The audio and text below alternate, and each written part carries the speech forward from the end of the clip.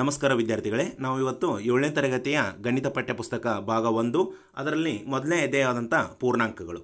ಈ ಪೂರ್ಣಾಂಕಗಳಲ್ಲಿ ಏನಪ್ಪಾ ಅಂತಂದರೆ ಅಭ್ಯಾಸ 1.1ಕ್ಕೆ ಸಂಬಂಧಪಟ್ಟಂತೆ 5 ಪ್ರಶ್ನೆಗಳಿಗೆ ನಾವು ಉತ್ತರವನ್ನು ಕಂಡುಕೊಳ್ಳೋಣ. ಇನ್ನೂ ನಮ್ಮ ಚಾನಲ್ನ ಯಾರ್ಯಾರು ಸಬ್ಸ್ಕ್ರೈಬ್ ಮಾಡ್ಕೊಂಡು ದಯವಿಟ್ಟು ಸಬ್ಸ್ಕ್ರೈಬ್ ಮಾಡಿ, ಒಂದು ಲೈಕ್ ಕೊಡಿ ಅಂತ ಹೇಳ್ತಾ ಇಲ್ಲಿ ಮೊದಲನೇ ಪ್ರಶ್ನೆಯನ್ನು ಗಮನ ಹರಿಸೋಣ. ಇಲ್ಲಿ 1ರಲ್ಲಿ ಎಷ್ಟು ಪ್ರಶ್ನೆ ಅದಪ್ಪ ಅಂತಂದರೆ ABC ಅಂತ ಉಪಪ್ರಶ್ನೆಗಳಿದಾವು. ಇದರಲ್ಲಿ 1ನೇದು ಮೊತ್ತ -7, ವ್ಯತ್ಯಾಸ -10, ಸಿ ವ್ಯತ್ಯಾಸ 0 ಆಗಿರುವಂತೆ ಒಂದು ಜೊತೆ ಪೂರ್ಣಾಂಕಗಳನ್ನು ಬರೆಯಿರಿ ಅಂತ ಹೇಳಿದರು. ಅದೇ ರೀತಿ ಈ 1ನೇ ಪ್ರಶ್ನೆಯಲ್ಲಿ ಕಂಡುಬರುವಂಥ ಉಪಪ್ರಶ್ನೆಗಳಿಗೆ ABC ಉಪಪ್ರಶ್ನೆಗಳಿಗೆ ನಾವು ಉತ್ತರವನ್ನು ಕಂಡುಕೊಳ್ಳೋಣ. ಹಾಗಾದರೆ ಯಾವ ರೀತಿಯನ್ನು ಆ ಪ್ರಶ್ನೆಗಳಿಗೆ ಉತ್ತರವನ್ನು ಕಂಡುಕೊಳ್ಳೋಂತ ನೋಡೋಣ. ಇಲ್ಲಿ ಗಮನಿಸ್ಬೋದು ಮಕ್ಕಳೇ ನೀವು ಯಾವ ರೀತಿ ಇದೆ ಅಂತೇಳಿ. ಅವರು ಅಲ್ಲಿ ಪ್ರಶ್ನೆ ಕೊಟ್ಟರು, ಮೊತ್ತ -7 ಅಂತ ಆಗಬೇಕು. ಒಂದು ಜೊತೆ ಪೂರ್ಣಾಂಕ ಅಂದರೆ ಇದು -2 ಮತ್ತು -5, ಹೌದಾ? ಇದು ಎರಡೂ ಸೇರಿ ಒಂದು ಜೊತೆ ಆತಿ. ಇಂಥ ಒಂದು ಜೊತೆ ಪೂರ್ಣಾಂಕಗಳನ್ನು ತೆಗೆದುಕೊಂಡು ಏನು ಮಾಡ್ಬೇಕಂತಂದ್ರೆ ನಾವು -7 ಬರುವಂಗೆ ನಾವು ಲೆಕ್ಕವನ್ನು ಮಾಡ್ಬೇಕಂತ ಹೇಳಿದರು. ಇಲ್ಲಿ ಮೊತ್ತ ಅಂತಂದರೆ ನಾವು ಇಲ್ಲಿ ಪ್ಲಸ್ ಚಿಹ್ನೆಯನ್ನು ಹಾಕಬೇಕು.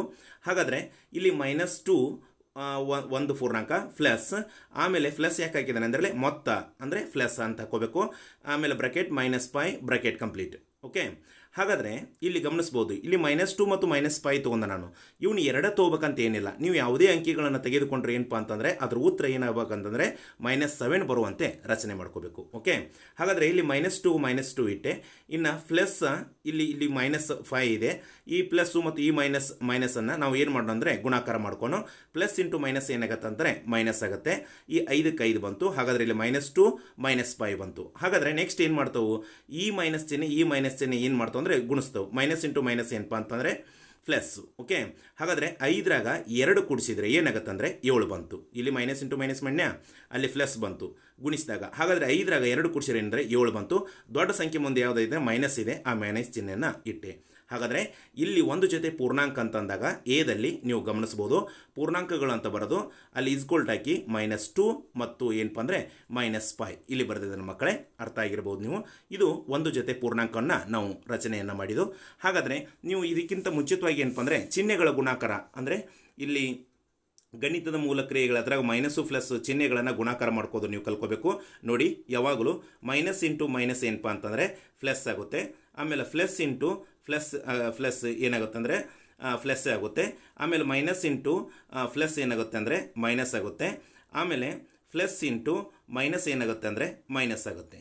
ಓಕೆ, ಈ ಚಿಹ್ನೆಗಳ ಗುಣಾಕಾರ ನಿಮಗೆ ಏನಾರು ಬಂದಿದ್ದು ಅಂತಂದರೆ ನಿಮಗೆ ಈಸಿಯಾಗಿ ಏನಪ್ಪ ಅಂತಂದರೆ ಈ ಪೂರ್ಣಾಂಕಗಳ ಲೆಕ್ಕ ಬರ್ತಾವಂತ ಹೇಳ್ಕೊಬೋದು. ಇಷ್ಟೇ, ಮತ್ತೇನಿಲ್ಲ. ಯಾವುದೇ ಎರಡು ಚಿಹ್ನೆಗಳನ್ನು ಗುಣಾಕಾರ ಮಾಡೋಕಂದ್ರೆ ಒಂದೇ ಚಿಹ್ನೆಗಳು ಬಂದು ಅಂತಂದರೆ ಸೇಮ್ ಟು ಸೇಮ್ ಚಿಹ್ನೆಗಳು ಬಂದರೆ ಪ್ಲಸ್ ಇಟ್ಕೋರಿ. ನೋಡಲಿ, ಮೈನಸ್ ಬಂದಾಗ ಪ್ಲಸ್ ಆನ್ಸರ್ ಬರುತ್ತೆ, ಪ್ಲಸ್ ಬಂದಾಗ ಪ್ಲಸ್ ಬರುತ್ತೆ. ಅಂದರೆ ಎರಡು ಏನಪ್ಪ ಅಂದರೆ ಋಣ ಚಿಹ್ನೆಗಳು ಬಂದಾಗ ಒಂದು ಧನ ಚಿಹ್ನೆ ಬರುತ್ತೆ, ಎರಡು ಧನ ಚಿಹ್ನೆಗಳ ಗುಣಿಸಿದಾಗ ಏನಪ್ಪ ಅಂದರೆ ಅದು ಧನ ಚಿಹ್ನೆನೇ ಬರುತ್ತೆ. ಯಾವಾಗ ನೀವು ಏನಪ್ಪ ಅಂತಂದರೆ ಈ ಎರಡು ಚಿಹ್ನೆಗಳೊಳಗೆ ಅಂದರೆ ಮೈನಸ್ಸು ಪ್ಲಸ್ಸು ಇವು ಒಂದು ಇದ್ರಾಗ ಯಾವ್ದಾರ ಚೇಂಜ್ ಆದರೆ ಅಲ್ಲಿ ಮೈನಸ್ ಬರುತ್ತೆ. ನೋಡ್ರಿ, ಇಲ್ಲಿ ಮೈನಸ್ ಇಂಟು ಪ್ಲಸ್, ಇಲ್ಲಿ ಋಣ ಇದೆ, ಇಲ್ಲಿ ಧನ ಇದೆ, ಇಲ್ಲಿ ಧನ ಇದೆ, ಇಲ್ಲಿ ಋಣ ಇದೆ. ಹೀಗೆ ಈ ರೀತಿ ಗುಣಿಸಿದ್ರೆ ಏನಾಗುತ್ತೆ ಅಂದರೆ ಮೈನಸ್ ಆನ್ಸರ್ ಬರುತ್ತೆ. ಅದೇ ರೀತಿ ಒಂದೇ ಏನಪ್ಪ ಅಂದರೆ ಚಿಹ್ನೆಗಳನ್ನು ಗುಣಿಸಿದಾಗ ಅಲ್ಲಿ ಪ್ಲಸ್ ಬರುತ್ತೆ ಅಂತ ನೀವು ಅರ್ಥ ಮಾಡ್ಕೋಬೇಕು ಮಕ್ಕಳೇ. ಇಷ್ಟೇ, ಇದನ್ನು ಕಲಿತ್ರೆ ಅಂತಂದರೆ ನಿಮ್ಗೆ ಡೈರೆಕ್ಟಾಗಿ ಏನಪ್ಪ ಅಂತಂದರೆ ಈ ಪೂರ್ಣಾಂಕಗಳ ಸಂಪೂರ್ಣವಾಗಿ ಅಧ್ಯಾಯ ಗೊತ್ತಾಗುತ್ತೆ. ಯಾಕಂದರೆ ಈ ಪೂರ್ಣಾಂಕಗಳು ಈ ಚಿಹ್ನೆಗಳ ಮೇಲೇ ಒಳಗೊಂಡಿದೆ. ಓಕೆ, ಹಾಗಾದರೆ ನೆಕ್ಸ್ಟು ಇಲ್ಲಿ ಬಿ ಅನ್ನು ನೋಡ್ಕೋಬೇಕು. ನಾವಲ್ಲಿ 1ನೇ ಪ್ರಶ್ನೆ ಒಳಗೆ ABC ಅಂತ 3 ನೋಡಿದ್ದು. ಇನ್ನು ನೆಕ್ಸ್ಟ್ ಬಿ ನೋಡ್ಕೊಂಡು ವ್ಯತ್ಯಾಸ -10 ಅಂದರೆ ಅದರ ಆನ್ಸರ್ ಏನು ಬರ್ಬೇಕಂದ್ರೆ -10 ಬರಬೇಕು. ಇಲ್ಲಿ ಬಂದಿದೆ, ಇದು ಯಾವ ರೀತಿ ಬಂದಿದೆ ಅಂತ ನಾವು ನೋಡ್ಕೋಣ. ಓಕೆ, ಹಾಗಾದರೆ ಇಲ್ಲಿ -20 ಮೈನಸ್, ಇಲ್ಲಿ -20 ಯಾಕೆ ಹಚ್ಕೊಂಡಿದ್ರೆ ಇಲ್ಲಿ -10 ಯಾಕಾದ್ರೂ ಒಂದು ಜೊತೆ ಪೂರ್ಣಾಂಕ ಹಚ್ಕೊಂತ ಇದ್ದಾರೆ. ಹೌದಾ? ಒಂದು ಜೊತೆ ಪೂರ್ಣಾಂಕಗಳನ್ನು ಹಚ್ಕೊಂಡಂಗ ಏನಾಗುತ್ತೆ ಅಂತಂದರೆ ಅಲ್ಲಿ ಆನ್ಸರ್ ಗುಣಿಸಿದಾಗ ಏನಾಗುತ್ತೆ -10 ಬರಬೇಕು ಚಿಹ್ನೆಗಳನ್ನು ಗುಣಿಸಿದಾಗ. ಆಮೇಲೆ ಚಿಹ್ನೆಗಳು ಗುಣಿಸಿ ಆಮೇಲೆ ಏನಪ್ಪ ಅಂತಂದರೆ ಇಲ್ಲಿ ಬಂದ ಆನ್ಸರನ್ನು ಕಳೆದಾಗ ಏನಾಗಬೇಕಂತಂದರೆ -10 ಬರಬೇಕು. ಓಕೆ, ಹಾಗಾದರೆ -10 ಇಲ್ಲಿ ಆನ್ಸರ್ ಬಂದಿದೆ. ಹೇಗೆ ಬಂದಿದೆ ನೋಡ್ಕೋಣ. ಇಲ್ಲಿ -20 ಹಚ್ಕೊಂಡನಿ, ವ್ಯತ್ಯಾಸ ಅಂತಂದರೆ ಮೈನಸ್. ಹೌದಾ? ಇಲ್ಲಿ ನೋಡ್ರಿ, ಇಲ್ಲಿ ನೋಡ್ಕೋಬಹುದು. ಮೊತ್ತ ಅಂತಂದಾಗ ಪ್ಲಸ್ ಕೊಟ್ಟನಿ, ಇಲ್ಲಿ ವ್ಯತ್ಯಾಸ ಅಂದಾಗ ಮೈನಸ್ ಕೊಟ್ಟೆ ನಾನು. ಅರ್ಥ ಆಯ್ತಾ? ಹಾಗಾದರೆ -10 ಏನಪ್ಪ ಅಂದರೆ ಇಟ್ಕೊಂಡನೆ ಇಲ್ಲಿ. ಹಾಗಾದರೆ ನೆಕ್ಸ್ಟು -20 ಹೇಗಿದ್ದಿಲ್ಲ -20 ಇಟ್ಕೊಂಡನಿ. ಇಲ್ಲಿ ಏನಪ್ಪ ಅಂದರೆ ಮೈನಸ್ ಇಂಟು ಮೈನಸ್ ನಿಮಗೆ ಆಗಲೇ ಹೇಳಿದೆ. ನಿಮಗೆ ಏನಂತ ಹೇಳಿದೆ, ಚಿಹ್ನೆಗಳ ಗುಣಾಕಾರ ಮಾಡುವಾಗ ನೋಡ್ಕೋಬಹುದು. ಇಲ್ಲಿ ಮೈನಸ್ ಇಂಟು ಮೈನಸ್ ಏನಂದರೆ ಪ್ಲಸ್. ಅದೇ ರೀತಿ ಚಿಹ್ನೆಗಳ ಗುಣಾಕಾರ ಮಾಡಿದ್ದೇನೆ, ಮೈನಸ್ ಇಂಟು ಮೈನಸ್ ಏನಂದರೆ ಪ್ಲಸ್ ಬಂತು. 10ಕ್ಕೆ 10 ಇಟ್ಕೊಂಡಿ. ಹಾಗಾದರೆ ನೆಕ್ಸ್ಟ್ ಏನು ಮಾಡ್ಕೋಬೇಕು, ಮತ್ತು ಚಿಹ್ನೆ ಗುಣಾಕಾರ ಮಾಡ್ಕೋ. ಮೈನಸ್ ಇಂಟು ಪ್ಲಸ್ ಏನಾಗುತ್ತೆ ಅಂದರೆ ಮೈನಸ್ ಆಗುತ್ತೆ. ಇಲ್ಲಿ ನೋಡ್ಕೋಬೋದು, ಮೈನಸ್ ಇಂಟು ಪ್ಲಸ್ ಏನಾಗುತ್ತೆ ಅಂದರೆ ಮೈನಸ್ ಆಗುತ್ತೆ, ಅಂದರೆ ಕಳೀರಿ ಅಂತ ಹೇಳತ್ತಾರ ಅವರು. ಹೌದಾ, 20ರಾಗ 10 ಕಳರಿ ಏನಪ್ಪ ಅಂದರೆ 10 ಬಂತು. ದೊಡ್ಡ ಸಂಖ್ಯೆ ಮುಂದೆ ಯಾವ ಚಿಹ್ನೆ ಇರ್ತೈತಲ್ಲ ಆ ಚಿಹ್ನೆಯನ್ನು ಇಟ್ಕೋಬೇಕು. ಅದು ಮೈನಸ್ ಇದೆ, ಅದಕ್ಕೆ -10 ಅಂತ ಬಂತು. ಹಾಗಾದರೆ ಇಲ್ಲಿ ಪೂರ್ಣಾಂಕಗಳು ಒಂದು ಜೊತೆ ಯಾವ ಬಂದು ಅಂದರೆ -20 ಮತ್ತು ಏನಪ್ಪ ಅಂದರೆ -10, ಇವು ಒಂದು ಜೊತೆ ಪೂರ್ಣಾಂಕಗಳಂತ ಹೇಳ್ಕೋಬಹುದು. ಅರ್ಥ ಆಯ್ತು ಮಕ್ಕಳೇ. ಹಾಗಾದರೆ ನಾವು ನೆಕ್ಸ್ಟ್ ಇಲ್ಲಿ ಸಿ ಅನ್ನು ನೋಡೋಣ. ವ್ಯತ್ಯಾಸ 0 ಆಗಿರುವಂತೆ ಅಂತಂದಾರ ನಾವು. ಹೌದಾ, ಹಾಗಾದರೆ ವ್ಯತ್ಯಾಸ 0 ಅಂತಂದರೆ ಕಳಲಾಗಿ ಏನಾಗಬೇಕಂತಂದರೆ ಅದರ ಆನ್ಸರ 0 ಬರಬೇಕು. ಹೌದಾ, ಆಮೇಲೆ ಇನ್ನೊಂದು ಹೇಳ್ಬೇಕಂತಂದರೆ ಈ 0 ಏನಪ್ಪ ಅಂದರೆ ಯಾವುದೇ ಧನ ಪೂರ್ಣಾಂಕ ಅಲ್ಲ, ಋಣ ಪೂರ್ಣಾಂಕ ಅಲ್ಲ. 0 ಧನ ಪೂರ್ಣಾಂಕವೂ ಆಗೋದಿಲ್ಲ, ಋಣ ಪೂರ್ಣಾಂಕನೂ ಆಗುವುದಿಲ್ಲ. ಯಾವುದೇ ಚಿಹ್ನೆಯನ್ನು ಕೊಡಬಾರ್ದು, ಪ್ಲಸ್ಸು ಕೊಡಬಾರ್ದು, ಮೈನಸ್ಸು ಕೊಡಬಾರ್ದು ಅದಕ್ಕೆ. ಓಕೆ, ಹಾಗಾದರೆ 0 ಬರುವಂತೆ ನಾವು ಏನು ಮಾಡ್ಕೋಬೇಕಂದ್ರೆ ಒಂದು ಜೊತೆ ಪೂರ್ಣಾಂಕಗಳನ್ನು ಇಟ್ಕೋಬೇಕು. ಹಾಗಾದರೆ -5 ಇಟ್ಕೊಂಡನೆ ಇಲ್ಲಿ. ಆಮೇಲೆ ನೆಕ್ಸ್ಟ್ ವ್ಯತ್ಯಾಸ ಅಂತ ಕೇಳಿದಾರೋ ಮೈನಸ್ ಅಂತ ಇಟ್ಕೊಂಡನಿ. ಇಲ್ಲಿ ಮೊತ್ತ ಅಂತ ಕೇಳಿದರೆ ಪ್ಲಸ್ ಅಂತ ಬರುತ್ತೋ. ಓಕೆ, ಹಾಗಾದರೆ ಮತ್ತು -5 ಅಂತ ಇಟ್ಕೊಂಡನಿ. ಹಾಗಾದರೆ ಇಲ್ಲಿ -5 ಹೇಗಿದೆಯಲ್ಲ ಹಾಗೆ ಬರ್ಕೊಂಡನಿ. ಇಲ್ಲಿ ಮೈನಸ್ ಇಂಟು ಮೈನಸ್ ಅಂದರೆ ಇವ್ನ ಎರಡು ಗುಣಿಸ್ಕೋಬೇಕು. ನಿಮ್ಗೆ ಆಗಲೇ ನಿಮಗೇನಪ್ಪ ಅಂದರೆ ಯಾವ ರೀತಿ ಚಿಹ್ನೆಗಳ ಗುಣಾಕಾರ ಮಾಡ್ಬೇಕಂತ ಹೇಳಿದ್ದೀನಿ. ಮೈನಸ್ ಇಂಟು ಮೈನಸ್ ಏನಾಗುತ್ತೆ ಅಂದರೆ ಪ್ಲಸ್ ಆಗುತ್ತೆ. ಓಕೆ, ಇಲ್ಲಿ ನಿಮ್ಗೆ ಉದಾಹರಣೆ ಅಂತಾರೆ ತೋರಿಸ್ತಾ ಇದೆ ನೋಡ್ರಿ. ಮೈನಸ್ ಇಂಟು ಮೈನಸ್ ಏನಾಗುತ್ತೆ ಅಂದರೆ ಪ್ಲಸ್ ಆಗುತ್ತೆ, ಅದಕ್ಕೆ ಪ್ಲಸ್ ಬಂತು. ಹಾಗಾದರೆ 5ಕ್ಕೆ 5 ಇಟ್ಕೊಂಡು ನೆಕ್ಸ್ಟ್ ಮೈನಸ್ ಇಂಟು ಪ್ಲಸ್ ಏನಪ್ಪ ಅಂದರೆ ಮೈನಸ್ಸು. ಹೌದಾ, ಇಲ್ಲಿ ನೋಡ್ಕೋಬೋದು, ಮೈನಸ್ ಇಂಟು ಪ್ಲಸ್ ಏನಂದರೆ ಮೈನಸ್ ಬಂತು, ಅಂದರೆ ಕಳೀರಿ ಅಂತ ಹೇಳತ್ತಾರ ಅವರು. ಹಾಗಾದರೆ 5ರಾಗ 5 ಕಳರ್ ಏನು ಬಂತಂದರೆ 0 ಬಂತು. ಅರ್ಥ ಆಯ್ತು ಮಕ್ಕಳೇ. ಇದು ಒಂದರ ಪ್ರಶ್ನೆಯಲ್ಲಿ ಉಪಪ್ರಶ್ನೆ ABC ನಾವು ಬಗೆಹರಿಸ್ಕೊಂಡು ಅದೇ ರೀತಿ ನಿಮ್ಗೆ ತಿಳಿದಂತ ಅರ್ಥ ಆಗಿದೆ. ಹಾಗಾದರೆ ನೆಕ್ಸ್ಟ್ ನಾವು ಏನು ಮಾಡೋಣ ಅಂದರೆ 2ನೇ ಪ್ರಶ್ನೆಗೆ ಹೋಗೋಣ ಮಕ್ಕಳೇ. ಇಲ್ಲಿ 2ನೇ ಪ್ರಶ್ನೆಯನ್ನು ಮಕ್ಕಳೇ ಗಮನಿಸಬಹುದು ನೀವು. ಇದರಲ್ಲಿ ಉಪಪ್ರಶ್ನೆಗಳು ABC ಅಂತ 3 ಅದಾವು. ಹೇಗೆ 1ನೇ ಪ್ರಶ್ನೆಯಲ್ಲಿ ಉಪಪ್ರಶ್ನೆಗಳು ಇದ್ದಲ್ಲ ಅದೇ ರೀತಿ 2ನೇ ಪ್ರಶ್ನೆಯಲ್ಲಿ ABC ಅಂತ 3 ಪ್ರಶ್ನೆಗಳಿದ್ದಾವೆ. ಇಲ್ಲಿ ವ್ಯತ್ಯಾಸ 8 ಆಗುವಂತೆ ಒಂದು ಜೊತೆ ಋಣ ಪೂರ್ಣಾಂಕಗಳನ್ನು ಬರೆಯಿರಿ. ಅವು ಎಂಥ ಪೂರ್ಣಾಂಕಗಳಾಗಿರ್ಬೇಕಂದ್ರೆ ಋಣ ಪೂರ್ಣಾಂಕಗಳಾಗಿರ್ಬೇಕು ಒಂದು ಜೊತೆ. ಹಾಗಾದರೆ ವ್ಯತ್ಯಾಸ ಅಂದರೆ ಕಳೆದಾಗ ನೆಕ್ಸ್ಟು ಮೊತ್ತ -5 ಆಗುವಂತೆ ಒಂದು ಋಣ ಪೂರ್ಣಾಂಕ ಮತ್ತು ಒಂದು ಧನ ಪೂರ್ಣಾಂಕನ ಬರೆಯಿರಿ. ಮೊತ್ತ ಏನಾಗಬೇಕಂತಂದರೆ ಅದು -5 ಆಗಿರಬೇಕು. ಹೌದಾ, ಅಲ್ಲಿ ಒಂದು ಜೊತೆ ಪೂರ್ಣಾಂಕಗಳನ್ನು ಬರೀತಿರಲ್ಲ ಅದು ಒಂದು ಋಣ ಪೂರ್ಣಾಂಕವನ್ನು ಒಳಗೊಂಡಿರಬೇಕು ಮತ್ತು ಇನ್ನೊಂದು ಏನಪ್ಪ ಅಂದರೆ ಧನ ಪೂರ್ಣಾಂಕವನ್ನು ಒಳಗೊಂಡಿರಬೇಕು. ಹಾಗಾದರೆ ನೆಕ್ಸ್ಟು ಸಿ, ವ್ಯತ್ಯಾಸ -3 ಆಗುವಂತೆ ಒಂದು ಋಣ ಪೂರ್ಣಾಂಕ ಮತ್ತು ಒಂದು ಧನ ಪೂರ್ಣಾಂಕವನ್ನು ಬರೆಯಿರಿ ಅಂತೈತಿ. ಹಾಗಾದರೆ ಇಲ್ಲಿ ವ್ಯತ್ಯಾಸ 8 ಮೊತ್ತ -5 ವ್ಯತ್ಯಾಸ -3 ಇವನ್ನ ಏನಪ್ಪ ಅಂದರೆ ಈ ABC ಇಲ್ಲಿ ಕಂಡುಬರುವಂಥ 3 ಉಪಪ್ರಶ್ನೆಗಳಿಗೆ ನಾವು ಉತ್ತರವನ್ನು ಕಂಡುಕೊಳ್ಳೋಣ. ಯಾವ ರೀತಿ ಮಾಡಬೇಕು ಅನ್ನೋದು ಇಲ್ಲಿ ನೋಡೋಣ. ಓಕೆ, ಎಸ್, ಇಲ್ಲಿ ಗಮನಿಸ್ಬೋದು ಮಕ್ಕಳೇ ನೀವು ಯಾವ ರೀತಿ ಇದೆ ಅಂಥೇಳಿ. ಇಲ್ಲಿ ನೋಡ್ಕೋಬೋದು. ಇಲ್ಲಿ -8 -16 ಅಂತ ಬರ್ದಾನೆ ಬ್ರಾಕೆಟ್ ಒಳಗೆ. ಇಲ್ಲಿ ಗಮನಿಸ್ಬೋದು ವ್ಯತ್ಯಾಸ 8 ಆಗುವಂತೆ ಒಂದು ಜೊತೆ ಋಣ ಪೂರ್ಣಾಂಕಗಳನ್ನು ಬರೆಯಿರಿ. ಇಲ್ಲಿ ಗಮನಿಸಿದ್ರೆ ಒಂದು ಜೊತೆ ಋಣ ಪೂರ್ಣಾಂಕ ಅಂತಾರೆ. ಅಂದರೆ 2 ಅಂಕಿಗಳನ್ನು ಬರಿತೇನೆ, ಇಲ್ಲಿ 4 ಬರಿ ಅಥವಾ 6 ಬರಿ, ಅದು -4 -6 ಆಗಿರಬೇಕು ಋಣ ಪೂರ್ಣಾಂಕ ಅಂತಂದರೆ. ಹಂಗೆ ಒಂದು ಜೊತೆ ಋಣ ಪೂರ್ಣಾಂಕಗಳನ್ನು ತೊಗೊಂಡು ಬರೆದಾಗ ಅದನ್ನು ಕಳೆದಾಗ ಆನ್ಸರ್ ಏನು ಬರಬೇಕಂದ್ರೆ 8 ಬರಬೇಕದು. ಓಕೆ, ಹಾಗಾದರೆ ಇಲ್ಲಿ ನೋಡ್ಕೊಂಡು ಯಾವ ರೀತಿ ಬಂದಿದೆ ಅಂತ. ಇಲ್ಲಿ -8 ಮತ್ತು -16 ಹೌದಾ, ಒಂದು ಜೊತೆ ಋಣ ಪೂರ್ಣಾಂಕ ಇವು. ಹಾಗಾದರೆ ಇಲ್ಲಿ ಯಾಕೆ ಮೈನಸ್ ಇಟ್ಟೆ? ಅದು ವ್ಯತ್ಯಾಸ ಕೇಳತ್ತಾರೆ. ಈಗ ಪ್ರಶ್ನೆ ತೋರಿಸಿನಲ್ಲ ನಿಮಗೆ. ಓಕೆ, ವ್ಯತ್ಯಾಸ ಕೇಳತ್ತಾರೆ, ಅದರ ಸಲುವಾಗಿ ಮೈನಸ್ ಅಂತಿಟ್ಟೆ. -8 ಇದೆಲ್ಲ ಹಾಗೆ ಇಟ್ಕೋತೀನಿ. ಮೈನಸ್ ಇಂಟು ಮೈನಸ್ ಏನಂದರೆ ಪ್ಲಸ್ಸು, 16ಕ್ಕೆ 16 ಬಂತು. ಹಾಗಾದರೆ ಮೈನಸ್ ಇಂಟು ಪ್ಲಸ್ ಏನಪ್ಪ ಅಂತಂದರೆ ಮೈನಸ್ಸು.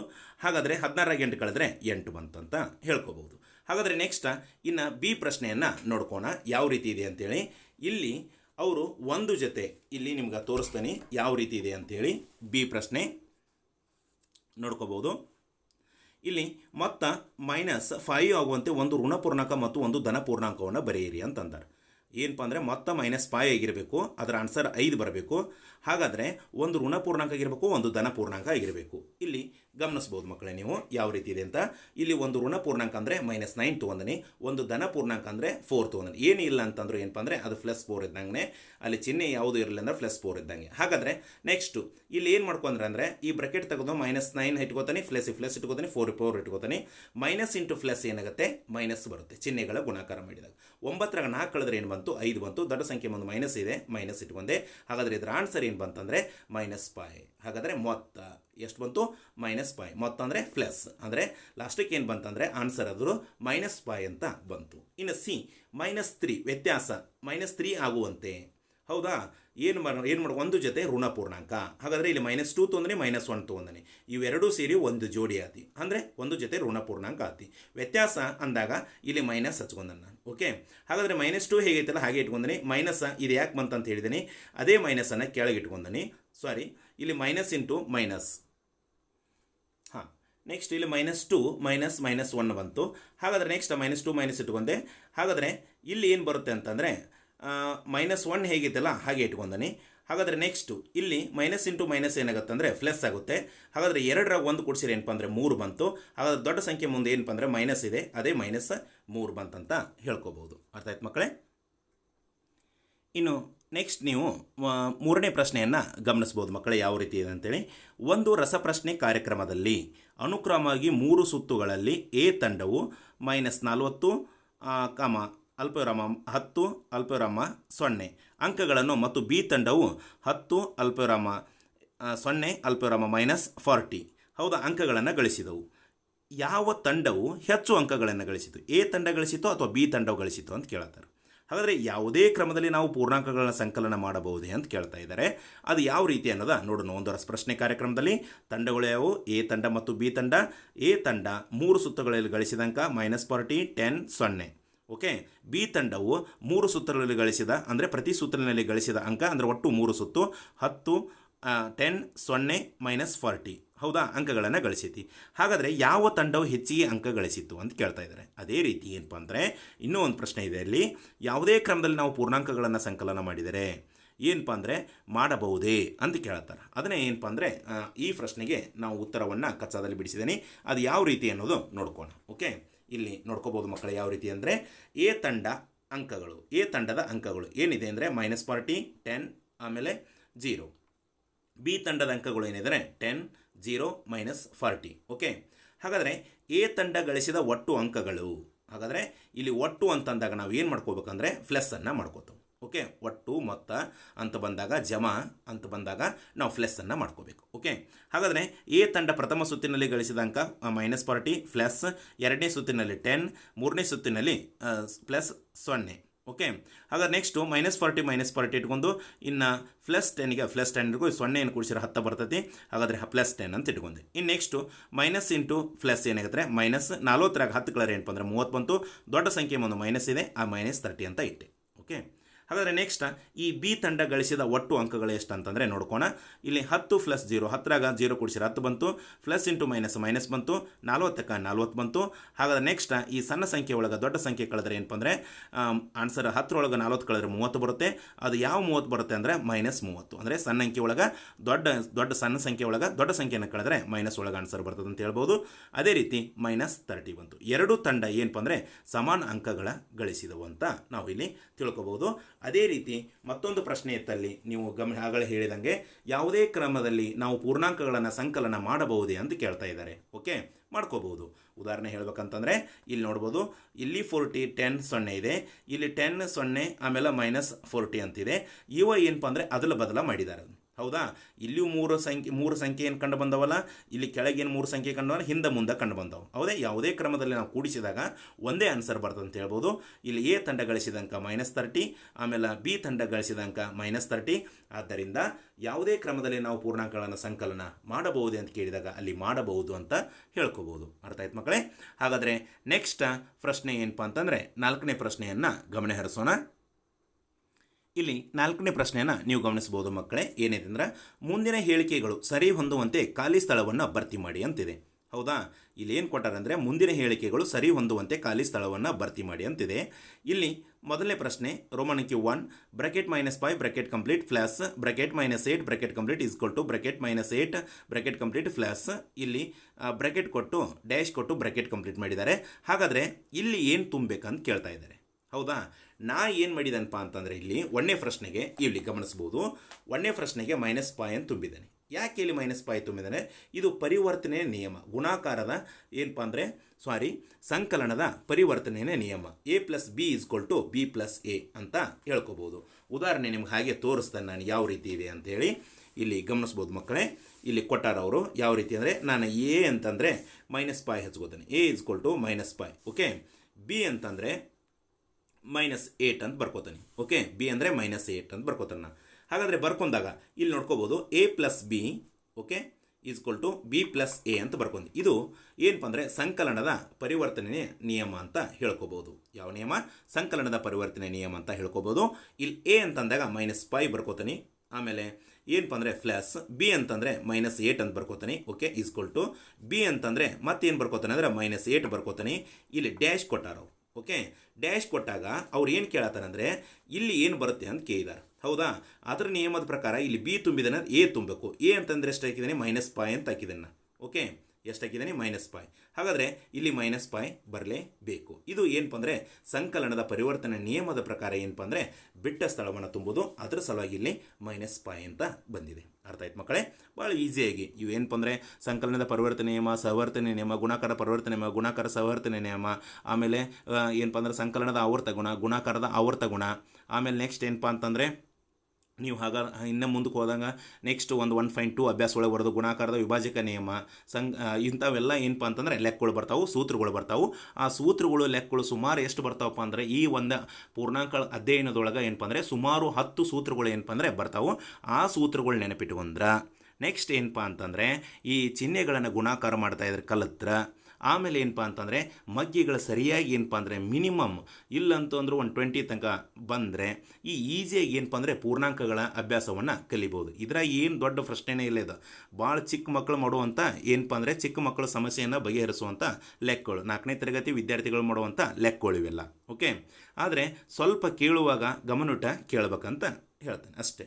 ಇನ್ನು ನೆಕ್ಸ್ಟ್ -53ಗೆ ಇಲ್ಲಿ ಏನು ಕೇಳಿದಾರೆ ಅಂತಂದರೆ ನೀವು ಎರಡನೇ ಪ್ರಶ್ನೆಯನ್ನು ಗಮನಿಸ್ಬೋದು. ಇಲ್ಲಿ ಉತ್ತರವನ್ನು ಬರ್ದಾನೆ. ಅವ್ರು ಏನು ಕೇಳಿದಾರೋ ಎರಡನೇ ಪ್ರಶ್ನೆ ಅಂತಂದರೆ ಇಲ್ಲಿ ನೋಡಿ, -53 ಪ್ಲಸ್ ಡ್ಯಾಶ್ ಅಂದರೆ ಈ -53ಗೆ ಎಷ್ಟನ್ನು ಕೂಡಿಸಿದ್ರೆ ಮತ್ತು -53 ಬರ್ತದೆ. ಅದು ಈಸಿ, ಚಿಕ್ಕ ಮಕ್ಕಳು ಮಾಡ್ತಾರೆ. ಏನಪ್ಪ -53ಗೆ ನೀವು ಮತ್ತೆ ಯಾವುದೇ ಒಂದು ಋಣ ಪೂರ್ಣಾಂಕ ಧನ ಪೂರ್ಣಾಂಕ ಇಟ್ಟು ಬರೋದ್ರು ಏನಪ್ಪ ಅಂದರೆ ಮತ್ತೆ ಇಲ್ಲಿ ಸಂಖ್ಯೆ ಚೇಂಜ್ ಆಗುತ್ತೆ. ಅದಕ್ಕೆ ಏನು ಮಾಡೋದು, ಯಾವುದೇ ಋಣ ಪೂರ್ಣಾಂಕ ಧನ ಪೂರ್ಣಾಂಕ ಇಲ್ಲದಂಥದ್ದು ಯಾವುದು? 0. ಆ 0 ಏನಪ್ಪ ಅಂತಂದರೆ ಕೂಡಿಸಿದ್ರೆ ಏನಾಗುತ್ತೆ ಅಂತಂದರೆ ಇಲ್ಲಿ ನಾವು -53ಯನ್ನು ಪಡಿತೇವೆ. ಅದಕ್ಕೆ ಇಲ್ಲಿ ಏನಪ್ಪ ಅಂದರೆ 0ಯನ್ನು ಬರ್ದೇನೆ. ಓಕೆ, ಅದರದ ಏನಪ್ಪ ಅಂದರೆ ಅದರ ಜೊತೆ ಕೂಡಿಸಿದಾಗ ಏನಾಗಿದೆ -53 ಬಂತು. ಇನ್ನು ನೆಕ್ಸ್ಟ್ 17 ಪ್ಲಸ್ -17 ತುಂಬಿನ. ಹೌದಾ? ಇಲ್ಲಿ ಮೂರನೇ ಪ್ರಶ್ನೆಯನ್ನು ನೀವು ಗಮನಿಸ್ಕೋಬೋದು ಮಕ್ಕಳೇ, ಯಾವ ರೀತಿ ಇದೆ ಅಂತೇಳಿ. 17 ಪ್ಲಸ್ ಇಲ್ಲಿ ಏನಪ್ಪ ಅಂದರೆ ಎಷ್ಟನ್ನು ತುಂಬಿದ್ರೆ 0 ಬರುತ್ತೆ ನೋಡಿರಿ. 5 ತುಂಬಿದ್ರೆ ಏನಾಗುತ್ತೆ? 22 ಆಗುತ್ತೆ. 4 ತುಂಬಿದ್ರೆ ಎಷ್ಟಾಗುತ್ತೆ? 21 ಆಗುತ್ತೆ. 3 ತುಂಬಿದ್ರೆ ಎಷ್ಟಾಗುತ್ತೆ? 20 ಆಗುತ್ತೆ. ಅಥವಾ ನೀವು ಮೈನಸ್ ಒಳಗೆ ಇಟ್ಟು ಬರೆದ್ರು ಏನಪ್ಪ ಅಂದರೆ ಮತ್ತು ಇಲ್ಲಿ ಕಳಿಬೇಕಾಗತ್ತೆ. ಹೌದಾ? ಕಳಿಬೇಕಂತಂದ್ರಾಗ ನೀವು -16 ಅಂತಂದಾಗ ಏನು ಬರುತ್ತೆ? ಪ್ಲಸ್ ಇಂಟು ಮೈನಸ್ ಬರುತ್ತೆ. 17 16 ಕಳೆದ್ರೆ 1 ಬರುತ್ತೆ. ಆದರೆ ಎಷ್ಟೇ ಕಳ್ಕೊಂತ ಹೋದರೂ ಏನಪ್ಪ ಅಂತಂದರೆ ಬರೋಂಗಿಲ್ಲ. ಹಾಗಾದರೆ ಮತ್ತೆ ಏನು ಮಾಡಬೇಕು? ಭಾಳ ಈಸಿಯಾಗಿ ಯಾವ ರೀತಿ ಅಂತಂದರೆ ಇಲ್ಲಿ ನೋಡ್ಕೋಬೋದು. ಇದೇ ಲೆಕ್ಕ ನಿಮಗೆ ತೋರಿಸ್ತಾನೆ ನಿಮ್ಗೆ ಯಾವ ರೀತಿ ಅಂದ್ರೆ 17 ಏನಪ್ಪ ಅಂದರೆ ಪ್ಲಸ್ ಡ್ಯಾಶ್ ಅಂತ ಕೇಳಿದಾರೆ =0. ಓಕೆ, ಹಾಗಾದರೆ ಇಲ್ಲಿ ಏನು ಮಾಡ್ಕೋಬೇಕು ನೀವು ಅಂತಂದರೆ ಇಲ್ಲಿ ಬ್ರ್ಯಾಕೆಟ್ ಒಳಗೆ ಹಾಗೆ ನಾನು ಬ್ರ್ಯಾಕೆಟ್ ಹಾಕಿದ್ದೀನಿ. ಇಲ್ಲಿ -17 ತುಂಬ್ಕೊಂಡ್ಬಿಡ್ಬೇಕು ನೀವು. ಯಾವ ರೀತಿ? ಪ್ಲಸ್ ಇಂಟು ಮೈನಸ್ ಏನು? ಚಿಹ್ನೆಗಳ ಗುಣಾಕಾರ ಹೇಳಿದೆ ನಾನು ನಿಮಗೆ. ಹೌದಾ? ಒಂದನೇಕಿನ ಹೇಳುವಾಗ ಪೂರ್ಣಾಂಕಗಳ ಪಾಠ ಅಭ್ಯಾಸ 1.1 ಸ್ಟಾರ್ಟ್ ಮಾಡುವಾಗ ನಾನು ನಿಮಗೆ ಹೇಳಿದ್ದೇನೆ ಚಿಹ್ನೆಗಳ ಗುಣಾಕಾರ. ಪ್ಲಸ್ ಇಂಟು ಮೈನಸ್ ಏನು? -17 17 ಕರೆಯೋಣ 0. ಹಾಗಾದರೆ ಇಲ್ಲಿ 0 ಆನ್ಸರ್ ಬಂದತಿ. ಅಂದರೆ ಇಲ್ಲಿ ಏನು ಬರುತ್ತೆ ಅಂದರೆ -17. ಅದಕ್ಕೆ ನಾನು ಏನು ಮಾಡಿದ್ದೇನೆ ಅಂತಂದರೆ ಇಲ್ಲಿ ನೀವು ಗಮನಿಸ್ಬೋದು ಮಕ್ಕಳೇ, ಯಾವ ರೀತಿ ತುಂಬಿದ್ದೀನಿ? -17 ತುಂಬಿದ್ದೀನಿ.